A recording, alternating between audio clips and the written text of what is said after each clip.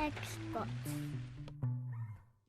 How's it going? This is Ricardo, and in this video I'll show you how to remove the cooling fan from a Dell Latitude 3550. If you're looking for parts for this laptop, go to our website and use this coupon for a 5% off discount. First, unscrew and remove the access door.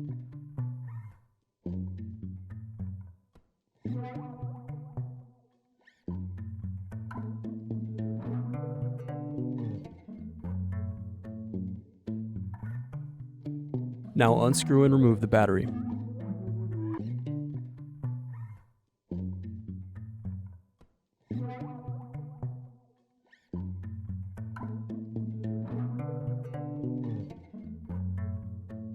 Then unplug and loosen the circuit board and display cables.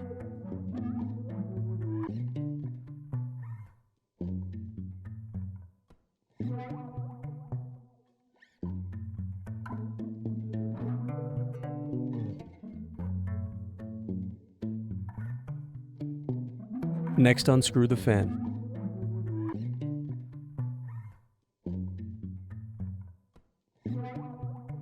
Now unplug and remove the fan.